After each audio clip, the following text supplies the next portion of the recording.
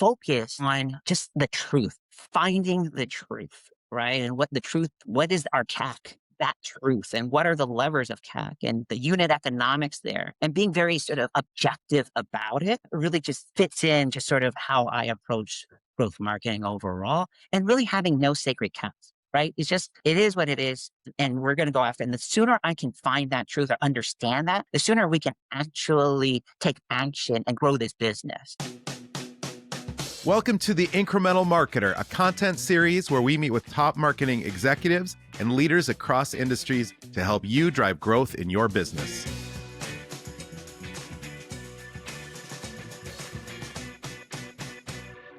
Welcome to the Incremental Marketer. I'm excited to welcome Aaron Lee to our show today. Aaron's a marketing executive with over 17 years of experience helping consumer-focused, mission-driven companies scale growth. And along the way, he's helped take two companies all the way to an IPO, including One Medical and QuinStreet. And he spent a lot of time in the weeds across performance marketing, life cycle, CRO, and full funnel growth. These days, Aaron works as a fractional marketing executive, partnering with early and growth stage teams to build analytical, brand-driven growth engines that actually scale. He's worked with B2C and D2C companies across healthcare, home services, and e-commerce verticals through 621 Consulting. And he helps leaders think through sustainable growth experimentation and what really changes as companies get bigger. Welcome, Aaron. Thanks a ton, Paul. That's quite the introduction. Really excited to talk with you. We've been partnered on certain major brands and have worked together in the trenches. And I've also just heard you tell stories from your career, which is a very interesting and extensive set of experience. Can you just tell us more about yourself? Who's Aaron Lee? Tell us about what you've done and what you're doing now. I'm located here in the San Francisco Bay Area. I actually started my career in corporate finance, did that for about 5 years, got my MBA at the University of Texas, Hook'em Horns. Then from there, went into marketing, specifically performance marketing. I was fortunate enough to get hired by QuinStreet back in 2005. They were the pioneers of performance marketing, and it was a phenomenal place to start my, performance marketing, growth marketing career. I got promoted, every year within the first 5 years. It was such an entrepreneurial place to start my sort of online or digital career. And then from there, I went to Apollo Education Group and then spent about 4.5 years at One Medical. And after that, I decided to become a fractional marketer. And it's been a wild ride. As you mentioned earlier, I was fortunate enough to be part of growing two businesses, QuinStreet and One Medical, to ultimately have, a financial exit, go public. So it's been a lot of fun.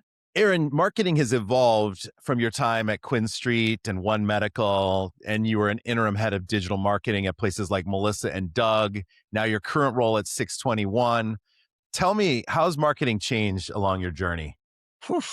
Man, I just think the biggest thing that's changed over time is just how the digital platforms are really delivering now more on that promise of, delivering, or solving actually the user's specific need in a much more efficient way. When I started back at QuinStreet 20 years ago, I started on the SEO team, right? And back then, our tactics were, hey, put this keyword in the keyword meta tag or in the description tag and you're done. But now, there's just so much more data and so many more data signals that these digital platforms are using. And then as a requirement, there's so many more tools that you need to just sort of manage everything so that the platform can really answer or solve that user's need efficiently.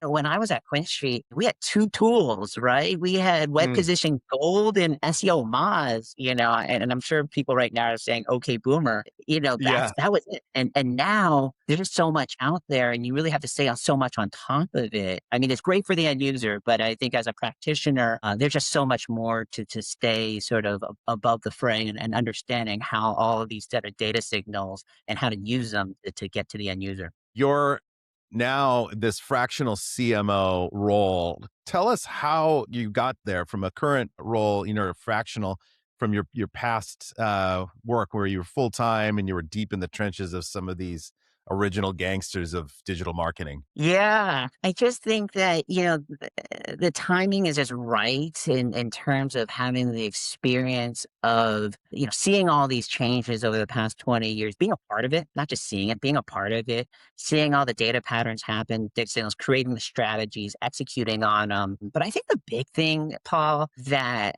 these past 20 years has given me and it ultimately has allowed me to offer value to my clients is being part of sort of these transitions, right? A lot of organizational transition. A lot of my clients, that's what they're going through, right? A lot of like maybe even, years of organizational transition, right? I had one employer where I worked full time and the CMO that I reported to, I had a different CMO that I directly reported to, you know, that changed every 12 months in the 4 years that I was there. So I really understand how, the sense of organizational transition and how you still have to run the train and keep the train on the tracks while literally the tracks are shifting right underneath you. It's so classic, isn't it? I Yeah, feel like that's almost the norm now, actually. absolutely. It is the velocity Absolutely. of that turnover in that position and just how we have to evolve has gotten there almost consistently. Absolutely. And I will say just really quickly on that, Paul, we know that, right? We know that even just my role as a fractional marketer, I know I'm not going to, it's a finite amount of time that I'm going to be in the role, and the person after me is going to be there 12, 18 months after that. I'm trying to build something that someone can take and run with. And hopefully, anyone who comes into role, that's how they're thinking about it too. That they are trying to build something, there's scaffolding or foundation that they're trying to build, and someone can then take and build off of. So a certain amount of documentation, a certain amount of I'm big on creating a learning agenda to show kind of how we're thinking of learning and testing and what we've done and what we've tried. So someone can just pick that up and kind of pick up and say, hey, that's been done. Let's not go that direction anymore. So those types of things, understanding that everyone's tenure is somewhat limited and there's going to be a baton passing is super important. I think that's part of the value that you need to add or provide when you're in a role. I have seldom seen truly the trains run as on time and in cohesive fashion as when you were running projects that we worked on together. So I want to ask you, what are the benefits of that? Obviously, you've mentioned some of the teams feel better, the teams know their work track, but is media more effective? Is it more cost effective? Performance is up. What do you actually see happen when trains run on time? Yeah. Couple of things. The big one is velocity, right? Getting things out the door. So whether you're doing conversion rate optimization or testing new campaigns, they're not all going to work. We all know that. And I think about it, I'm big into sports, as you know. I think about it as like a batting average, right? So a great batting average might be 350, but if I could get to bat more often, I'm going to get more hits. So if I can increase and through a really, like you said, keeping the trains running and keep them efficient and have high velocity, I'm going to get at that more often and I'm going to get more hits more often and I'm going to get better results and I'm going to learn faster. So all of those things happen by keeping things very somewhat organized and very connected in what we're going to do and making sure that we're all sort of pointing the right direction. So that to me is the number one thing because we know that not everything's gonna work. So we gotta get at that more and more often. Hmm. And your Moneyball Bay Area, great analogy. How do you know you have the right team in place when you step in a role? How do you assess that?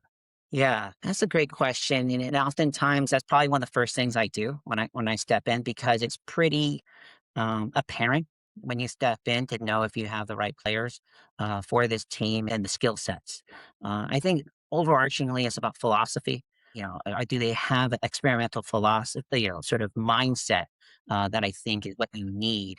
That intellectual curiosity, right? And ultimately, again, going back to how I have such a large focus on execution is are they resourceful to get things done? Can they figure it out, right? Because at the end of the day, and this goes back to sort of my previous point around, hey, when there are no one in marketing necessarily does anything by themselves. We need engineering support, you might need legal support. So you got to work through others to get things done. Right. And can this person influence and get things done through others? And if they can't do that or figure out how to do that, that's a challenge. And oftentimes, and I hate to say this, you know pretty early on if that's the case. We've partnered together on work for a major fast growing national Windows company, for example. Can you describe your role coming in as a fractional CMO in situations like that? How do you think about creating impact without being full time? Yeah, that's a great question, Paul. The way I think about it is truly that is under sort of what I can control and what I can impact and given a certain amount of time frame, like that's where I focus on. I have laser focus on it. And my engagements are generally to start like 90 days. So I am looking to make an impact within the first 1 to 2 weeks. In doing so, my mindset really on day one or literally minute one is what needs to start, stop, or continue immediately. And again, you can kind of walk in, you kind of see that pretty early on. And oftentimes, when I walk into a client, a pretty typical situation or a challenge is the digital agency. So oftentimes, I'll walk into a client and they're already working with a digital agency, and this has happened, a few times. And the digital agency, the my executive sponsor, like oftentimes maybe the CMO, and they're like, "Yeah, our agency's good. We're not quite sure. They're doing a lot of things, but we don't know if we're making progress, right? We don't necessarily know if we're not necessarily seeing growth." And you talk to the agency, and the agency's like, "We're doing a lot of things, but the client, they're not giving us enough. They're not giving us enough information for us to grow." And so, I walk in and really try to translate between the two. And the big thing I try to do is really, set clear expectations, right? Hey, here's our budgets. Here's our CPA targets. Here's our strategy, and really clearly communicate that. And then set the expectation. Okay, now you have that. I'm expecting this, right? And saying that, being very clear up front. Hey, I'm expecting insights and I'm expecting next steps. And it's funny because I actually feel that the digital agency, they've told me they really appreciate sort of that guidance and just being very upfront so they know what they need to do, right? And they need to know what the goals are. And so that has been really helpful where now we're, again, going back to velocity. Now we're meeting, we're making decisions, we're getting information, we're adjusting budgets, we're optimizing all those different things. And the big one too is making sure, going back to communication, I'm sharing back up and out. Hey, our agency has done this. We made this win, and everyone's feeling a lot better. And That's so, great. those are the things to come in, and I look for, right? Because the digital agency, I mean, they are managing the majority of the marketing budget, right? As well as taking a fee. So that's big opportunity there to just really come in, just making sure that that is optimized. That makes sense. And your experience in just what you said about agencies embrace it when they have a partner like you. I've seen that because the agency role is so difficult. It really is in the throes of how do I solve the problem of revenues not growing, and I need to run everything to spec, and I have all of these bespoke opportunities and requests coming my way. To have a partner, which is oftentimes you don't have the ability to staff that as the agency, have a partner that can look across it all and run it is a great compliment. I don't know if that pans out. Do you often get friction with agencies where you're stepping in, or do you tend to see them as partners? The good agencies never have a problem. They really appreciate it. I mean, like I said, working like with folks like yourself, Paul, they really appreciate it. They just want to know. They want to know what's going well and what they can improve on. And that's part of really fits with my personality just to give sort of the unfiltered truth. We all want the same thing. I think part of my role or what I think the value that I bring and where I kind of sit in the middle is to translate that, right? And take the time to translate in a way going to the agency, hey, I need this, and then coming back up, right? That then, you know, the executive leader can understand in a way that makes sense, and they can also translate to the CEO. So being able to create sort of these tidbits or nuggets of information in a way that people can digest easily is really a big part of the job. Yeah, great example and insight. I think I was thinking back to what you were saying on the front of when you first step into an organization, one of the first things you look at is people. If growth is actually breaking down and you're stepping into this role, in addition to people, what are the first signals you look at to understand where things may be breaking down? Yeah. The first thing is really being super clear and aligned on what the primary KPI is that Mm. my group, my team, or I'm responsible for. And I know it sounds somewhat trivial, but so important because I've actually have gotten in where it's like there was, depending on who you asked, you may have gotten different answers. Let me give you an example. In the like healthcare services space, is the KPI like a prospective patient profile completed? Is it an appointment booked or is it the actual appointment completed? Because depending on what that sort of primary KPI is, that'll kind of make you focus in more on that area and what the levers are associated with driving that particular KPI. So that's like the first thing. It's like, what is the primary KPI? Like one, right? That really Mm. lock in on. And people say, I want all three. Do you get that all the time? They're all tied. We want all Yes, three. absolutely, absolutely. But don't forget that. It's like, oh, no, no, no, no. One, right? That's why it's Right. called primary, right? So to really focus it in and really have and maybe to have those conversations and sometimes uncomfortable conversations. So you have to bring people together. Sales may think one thing, marketing may think another. So that's super important because obviously you're right. It sort of touches upon different groups within the company. So that's the first thing. And then the second thing is I just get super pragmatic. Again, I was just fortunate enough to be at One Medical and where we always talked at One Medical about de-averaging numbers to find opportunity. Let's say the CAC is $100. So the average CAC is $100. Well, that's the average. When you think about the different drivers of CAC, right, there could be some that are much lower than $100.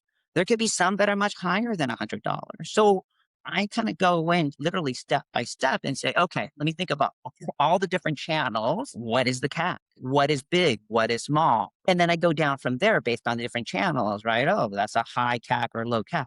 What are the platforms underneath? Let's say paid social, right? Okay, then there's Meta and maybe there's TikTok, right? So what's big and what's small here? And then I go down even further, right? So it's really going down level by level to seeing sort of what is big in terms of the average, driving up the average, or what's small and driving the average. And then other big thing, looking at it from that standpoint.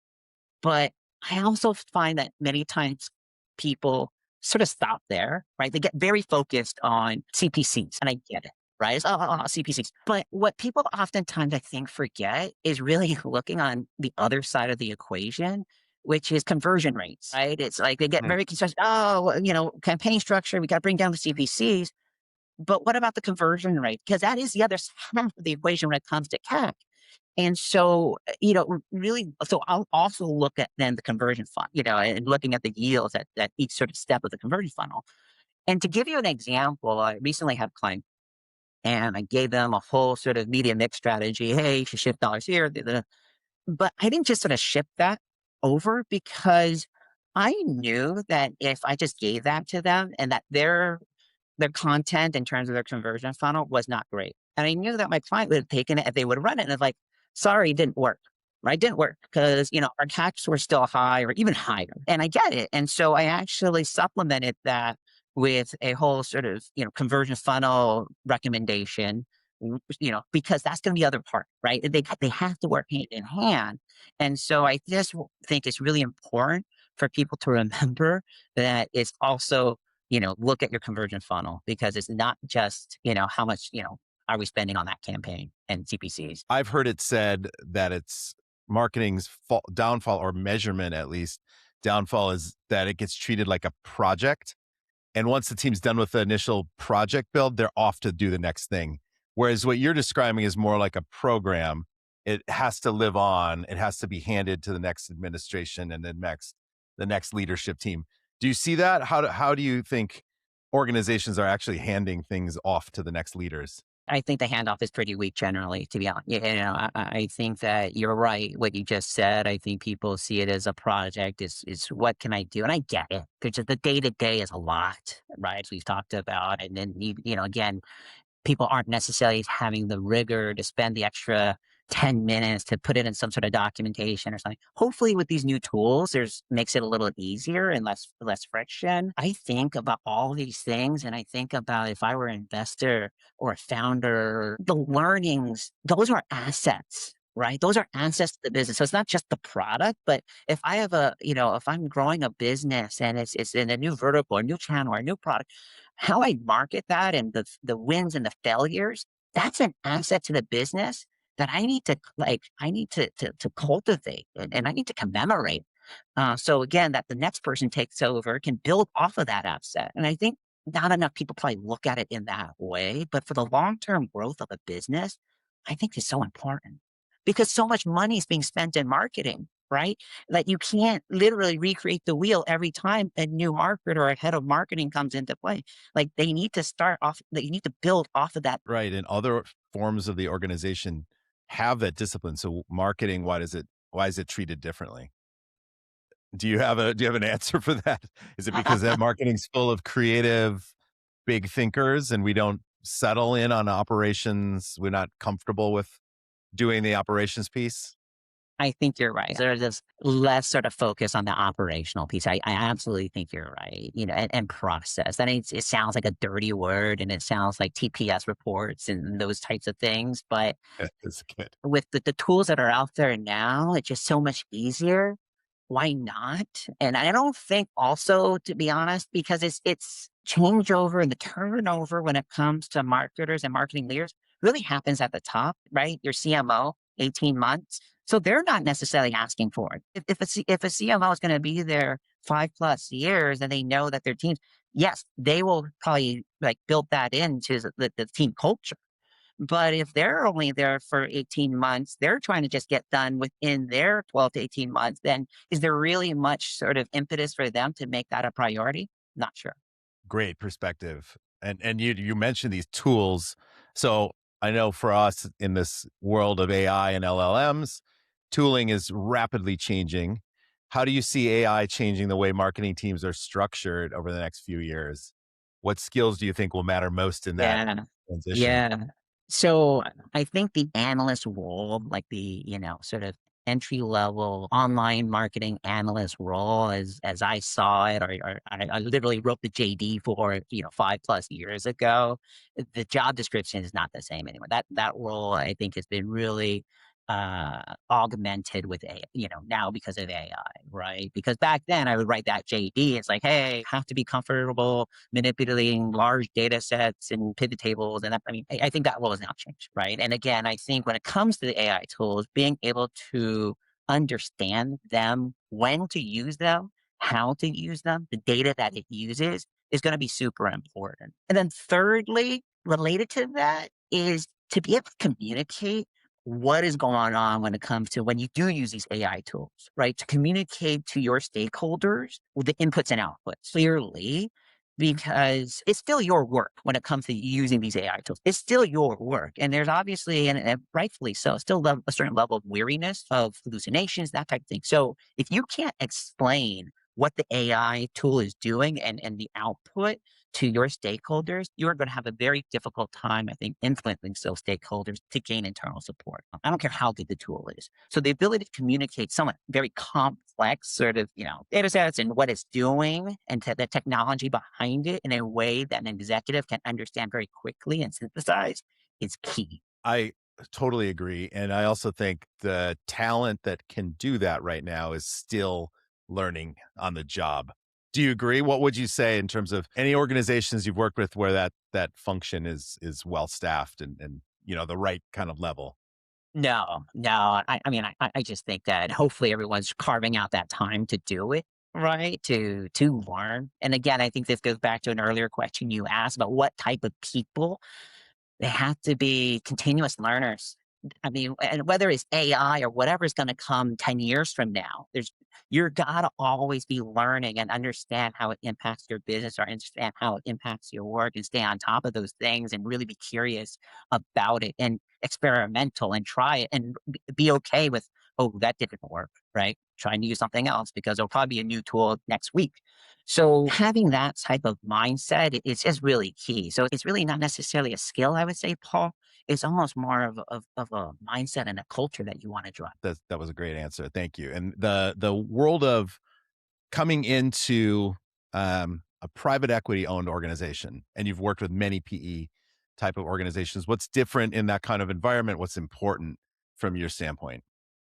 It's not so much what's different in my opinion. I feel more than anything else working within a PE-backed firm, it just affirms my overall sort of philosophy as a growth marketer. And what I mean by that, Paul, is there's just a high sense of urgency, right? And Hmm. that's just how I operate generally, right? It's like, hey, like, let's get it done now. So that's one, just a high sense of urgency, and then sort of related to that is this focus on just the truth, finding the truth, right? And what is our CAC, that truth, and what are the levers of CAC and the unit economics there, and being very sort of objective about it really just fits in just sort of how I approach growth marketing overall, and really having no sacred cows, right? It is what it is. And we're going to go after it. And the sooner I can find that truth or understand that, the sooner we can actually take action and grow this business. And so just knowing that from the investor level, from private equity level,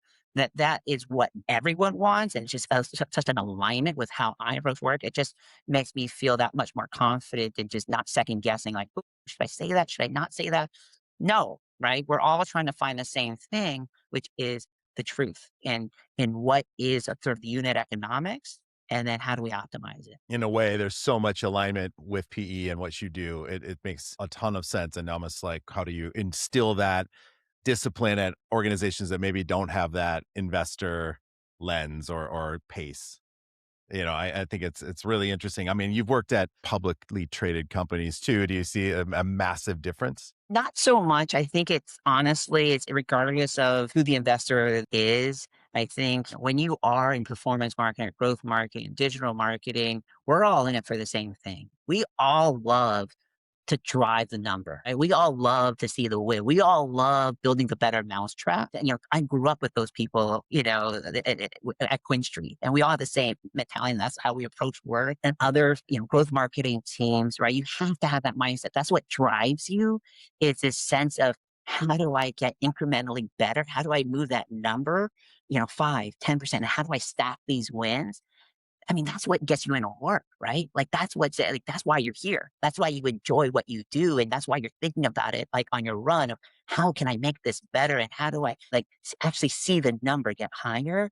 Like, I just think that's somewhat innate of a great growth marketer. And I love the growth marketer term that you mentioned is in your case also includes traditional marketing, which unlike many teams are sort of digital native only, and you've spanned both and you've run some very major traditional budgets as well. So what's your thought on traditional versus digital, where there's challenges, especially as you're managing across all of these different channels? I think just even how you frame the question of traditional versus digital is very telling. But I do think that it is somewhat challenging when we talk about traditional media, whether it be, TV or radio, and then you have digital as well. And just really the measurement and the right investment in both of those, that they work cohesively together to grow the business. I think that's the part that's tough, right? And one part about it that's tough is,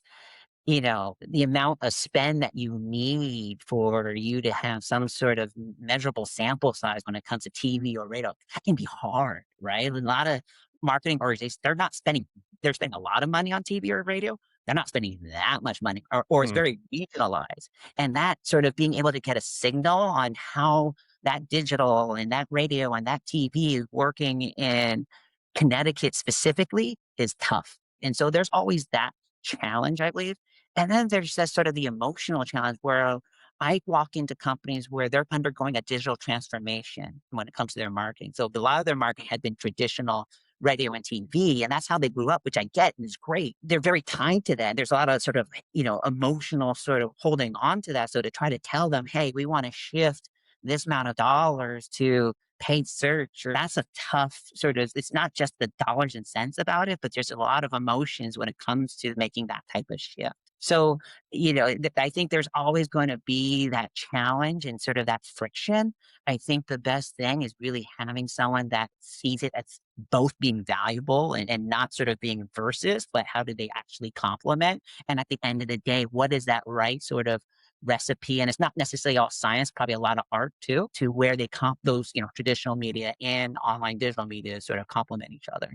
You're right then on the verses. There's that word is used a lot, and I use it, and we all think about it. There's such a migration too in terms of the channels are blending, right? Connected TV and the way that you reach users is fundamentally the same user interface. It's just bought differently and measured more effectively, presumably. So very interested in your thoughts on one last topic, Aaron, which is you mentioned the tools that you used back in the day on an SEO front.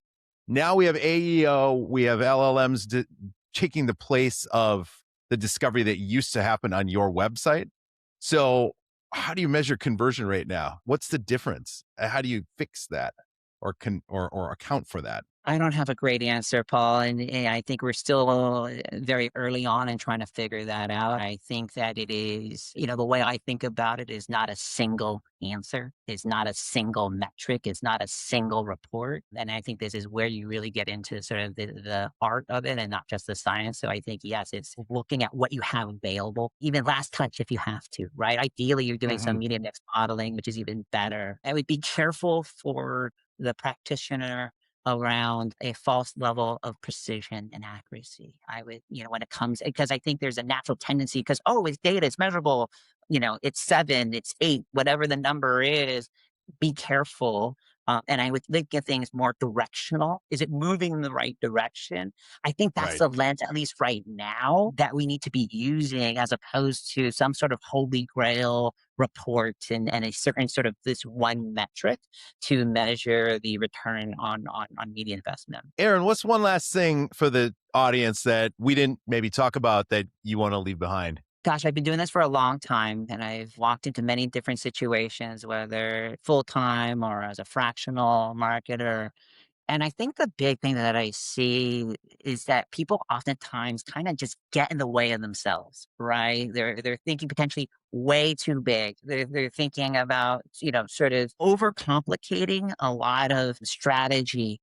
When at the end of the day, I think people really need to be thinking about can I execute now and build off of and gain momentum. I talk a lot about wins and I think wins are important. It doesn't have to be humongous, but starting with a win, getting something out the door that hadn't been done, even in a small way, and sharing that win outwards helps you build momentum that then gets you more resources and internal support to then get bigger wins. That's, I think, is something that I see as a challenge. And I think where I would give sort of advice to folks who are feeling that is to just simplify, start stacking win after win, and those wins will get bigger. I think it's huge. I think it's huge. And I guess that's perfect for your podcast, Incremental Marketer, because yes, that incrementality is important and so valuable. All right, we're going to call this episode Get It Done, Yes, I like it. featuring Aaron Lee. I really think you embody that in what you described. And I hope for every organization, they can have the kind of cadence that you set. So thank you for sharing that perspective. No, thank you, Paul. It's really fun to chat with you. And no, I think there's just a lot out there that we just got to get things done. Yeah, this has been great, Aaron. Thank you so much for being on the show. How can people get in touch with you? They can reach out to me at Aaron at 621 Consulting or visit us at 621consulting.com. For all of our listeners out there, thank you for joining us on today's episode of The Incremental Marketer. Stay tuned for more voices, more lessons, and more proof that incremental moves, like Aaron said, can drive big growth. If you enjoyed this conversation, don't forget to subscribe, like, and share, and join us for more episodes with the leaders shaping the future of marketing.